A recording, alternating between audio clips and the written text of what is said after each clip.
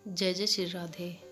रमेश का एक छोटा सा परिवार था जिसमें एक खूबसूरत पत्नी और दो प्यारे बच्चे थे।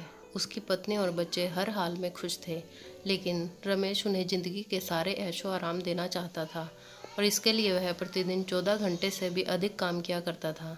दिन भर ऑफिस में काम करने के साथ साथ वह सुबह और शाम ट्यूशन सेंटर में ट्यूशन भी पढ़ाया करता था। वह सुबह सुबह घर से निकल जाता और आधी रात के बाद घर लौटता था।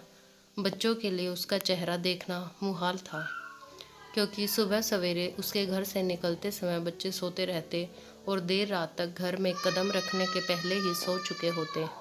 हाँ, रविवार को जरूर वह घर पर होता, लेकिन उस दिन भी वह किसी न किसी काम में व्यस्त रहता और उसका पूरा समय परिवार के साथ न बिताकर काम करते हुए बीतता।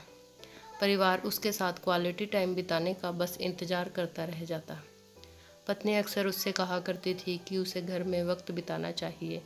बच्चे उसे बहुत मिस करते थे। उस वक्त वह यही जवाब देता कि ये सब मैं उनके लिए ही तो कर रहा हूँ। बढ़ते घरेलू खर्च और स्कूल खर्च के लिए मेरा ज़्यादा काम करना ज़रूरी है।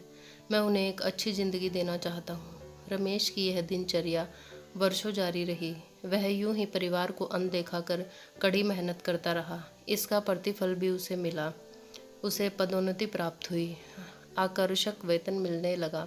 परिवार अब बड़े घर में रहने लगा। खाने पीने और अन्य सुविधाओं की उन्हें कोई कमी न रह गई। लेकिन रमेश का यूं ही काम करना जारी रहा। वह अधिक से अधिक पैसे कमाना चाहता था। पत्नी पूछती कि आप पैसों के पीछे क्यों भाग रहे हो? हमारे पास जो है हम उसमें खुश रह सकते हैं। तो उसका जवाब होता कि मैं तुम्हें और बच्चों को दुनिया जहां की खुशियां देना चाहता हूँ। बस कुछ साल और मुझे मेहनत करने दो। पत्नी चुप हो जाती है। 2 साल और बीते। इन 2 सालों में रमेश बमुश्किल अपने परिवार के साथ समय बिता पाया। बच्चे अपने पिता को देखने, उससे बातें करने तरस गए। इस बीच एक दिन रमेश की किस्मत खुल गई।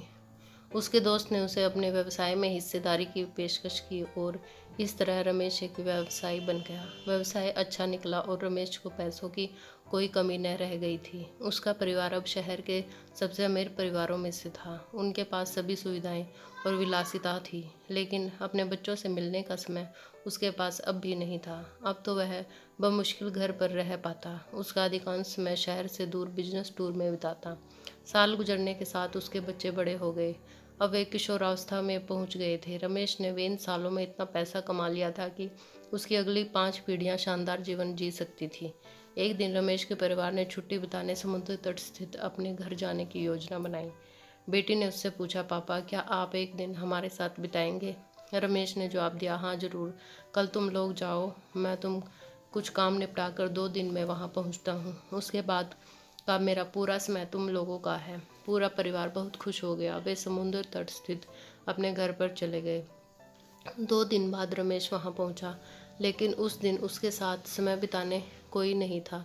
दुर्भाग्य से वे सभी उस दिन सुबह आई सुनामी में बह गए थे। रमेश अपनी पत्नी और बच्चों को कभी नहीं देख सकता था। करोड़ों की संपत्ति होने के बाद भी वह उनके साथ का एक पल नहीं खरीद सकता था। वह पछताने लगा। पत्नी के कहे शब्द उसे याद आने लगे, आप पैसों के पीछे क्यों भाग रहे हो? हमारे पास जो है हम उसमें खुश रह सकते हैं। पैसा सब कुछ नहीं खरीद सकता है, इसलिए पैसों के लिए अपने परिवार को महत्व देना कम मत करें। पैसा खो देने के बाद फिर से कमाया जा सकता है, लेकिन अपनों को खो देने के बाद दोबारा वापस नहीं पाया जा सकता।